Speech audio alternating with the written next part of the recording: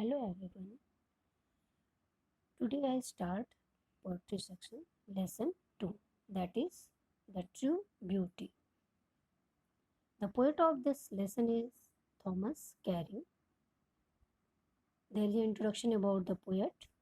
The poet Thomas Carey was in a Cavalier group of Caroline poet that is related to 16th century, and their inspiration was entirely secular.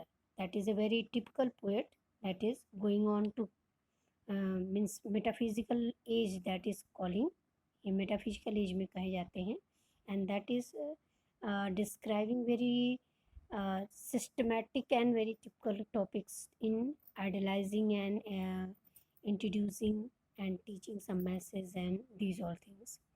Carry was educated at Oxford and studies law. उन्होंने study की थी law की और Oxford university से पढ़े थे. ही सर्व government in Venice and Netherlands. His personality won him the friendship of Charles I. He became the friends of Charles I. That was the king of Great Britain and Ireland. Whatever he did it extremely well. इनकी कविताएं बहुत कम हैं, lyrics उन्होंने लिखे हुए हैं.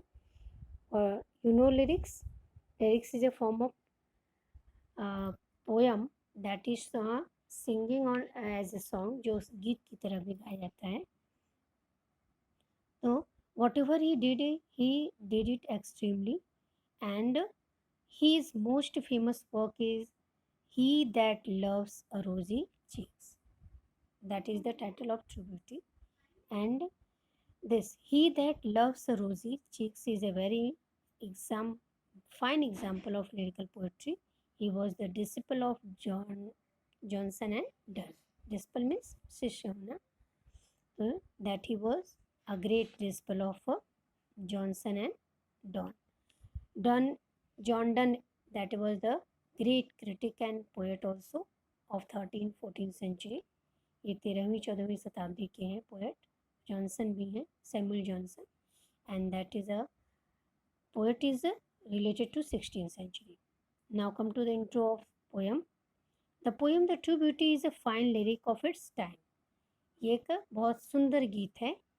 The poem glorifies the spiritual beauty and discarded the bodily beauty. Spiritual means आध्यात्मिक, आंतरिक.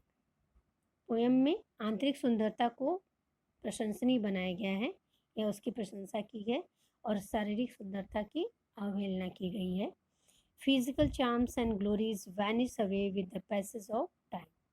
ऐसा कहा जाता है कि जो शारीरिक सुंदरता होती है या वाह है, जिसको हम वर्ल्डली इसमें ब्यूटी कहते हैं, सांसारिक जो सुंदरता होती है, that is decays away with the passage of time. समय के साथ साथ वो ख़त्म हो जाते हैं. The perfect beauty lies in form mind, gentle thought and calm desire. लेकिन परफेक्ट ब्यूटी जो होती है, ट्रू ब्यूटी जो होती है, वो क्या होती है?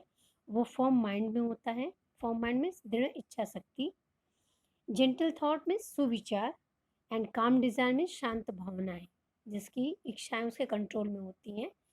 You means studies about character of happy life, that all the quality of a true happy man that is given, जिसमें एक हैप्पी मैन की क्वालिटी बताई गई है. तो true beauty is related to a good and calm desire. So we should never run after physical charms. इसलिए poet कहते हैं यहाँ पे कि किसी को भी, one means anyone, that is a person of the people in society, never run after, उन्हें शारीरिक सुंदरता की ओर नहीं भागना चाहिए. But yearning should be for beauty of mind and soul. बल्कि किसकी चाहत रखनी चाहिए? मन की और आंतरिक सुंदरता की चाहत होनी चाहिए. तो that is a very means lessonful poem that is teaches us to be receptive to that true and everlasting. जो ब्यूटी हमारी है, हमेशा जो जीवित रहती है, इमॉर्टल है, that we have to follow this. Now start this poem. The poet is saying here, he that loves a rosy cheeks or a coral lips admire.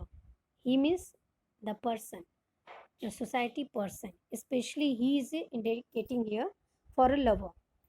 That the poet is saying the person who loves a rosy cheeks means गुलाबी गाल, Rosy means that will very means beautiful and very looking very great.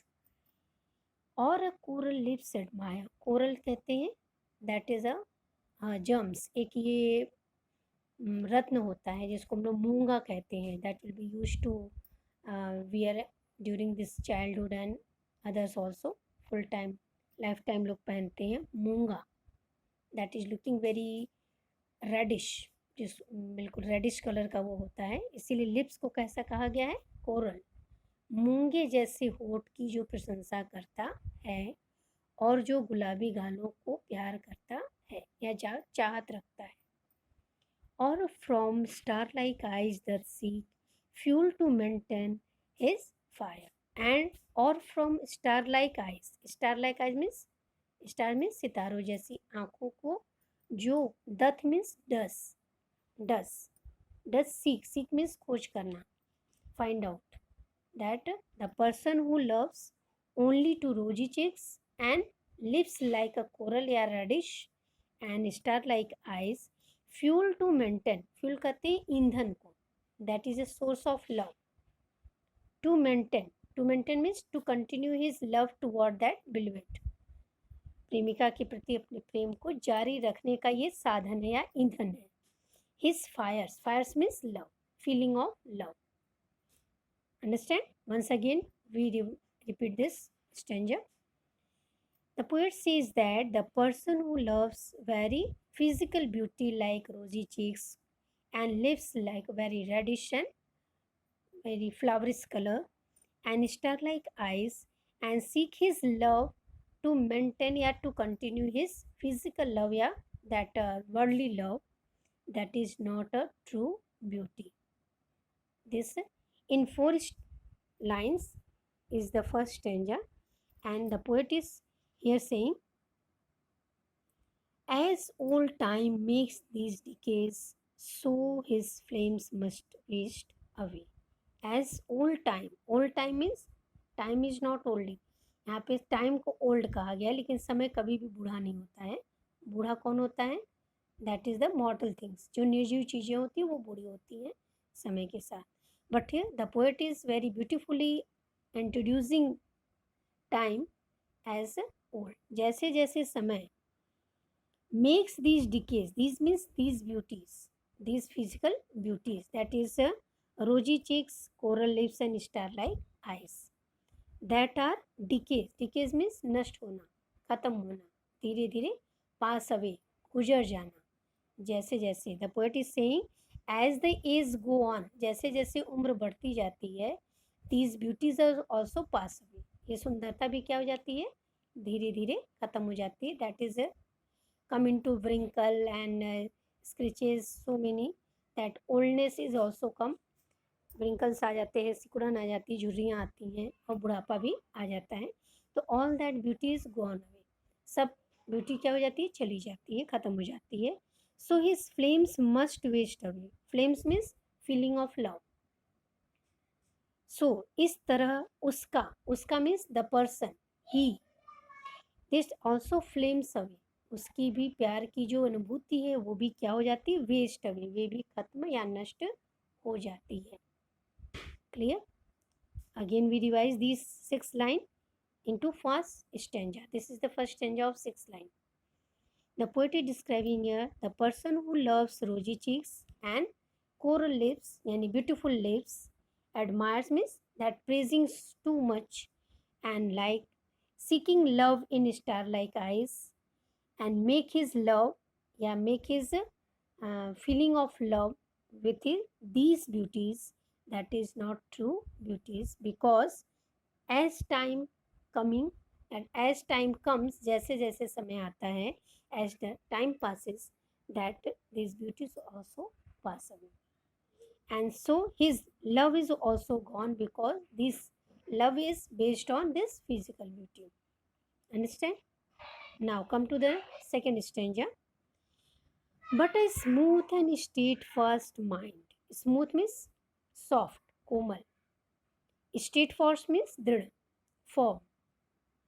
लेकिन, but that is using here, make a difference between first and second stanza. But का use करके poet ने दोनों stanza में एक difference पैदा किया, अंतर पैदा किया है. Firstly he is describing a worldly love या worldly beauty, physical beauty, bodily beauty, शारीरिक उन्होंने सुंदरता की बात की और यहाँ पे फिजिकल ब्यूटीज की बात की. But in second stanza that is describing a spiritual beauty. What is true beauty, वास्तविक में सुंदरता क्या है उसके बारे में बता रहे हैं. But a smooth and steadfast mind, लेकिन एक सौम्य या कोमल और दृढ़ दिमाग, gentle thought and calm desire. Gentle thought means good thought, good thinking that are very helpful to others and very kind to others, and calm desire, who is the master of his desire, that is शांत जिसका स्वभाव और जिसकी सज्जन सोच हो. Heart with equal love combined, and whose heart जिसका हृदय combined with बंधा होता है या भरा होता है किससे, इक्वल लव समान लव से. Either time passes, either old age has come, this love cannot be changed. समय कितना भी परिवर्तित हो जाए, जो प्रेम नहीं बदलता है that is true beauty. तो heart with equal love combined, जिसका हृदय समान प्रेम से बंधा होता है. Candle never dying fire, candle किसी भी हालत में, not any way, that never dying fire कभी भी न खत्म होने वाली वो प्रेम होते. Fire means feeling of love. That kindle never dying fire, वो that feeling of love cannot be destroyed, cannot be wasted away with the passage of time, because this is concerned to the beauty of soul, beauty of mind. Where these are not, I despise. Despise means घृणा करना, hate. जहाँ पर ये सब नहीं है, क्या सब नहीं है, smooth and steadfast mind, gentle thought and calm desire, heart with equal love combined.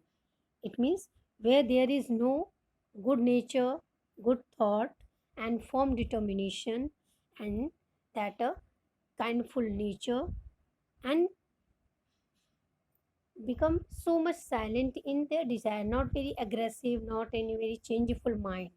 Okay, and his heart is every time love to, either the time passes or not, चाहे समय कितना भी गुजर जाए वो प्रेम एक जैसा बना रहता है. That is constant and never dying, that will be, जो कभी भी नेवर डाइंग, कभी भी ना मरने वाला हो. वेयर दीज आर नॉट, जहाँ पे ये सब नहीं है. The poet says that I despise lovely cheeks और लिप्स और आइज. मैं ऐसी सुंदर गालों को, होठों को और आँखों से घृणा करता हूँ या आँखों की घृणा करता हूँ. That the poet is saying here, especially he want to say, वो केवल ये कहना चाहता है कि where the beauty is concerned to mentally beauty or spiritual beauty, that is also a true beauty that cannot be destroyed with the passage of time, that cannot anything can destroy, जिसको कोई भी ख़त्म नहीं कर सकता जिस प्यार को. that is concerned to body and as well as to soul.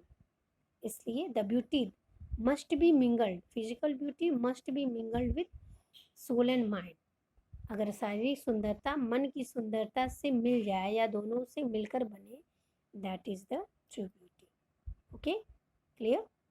Then revise this chapter, and if there is any question then ask to me. Okay.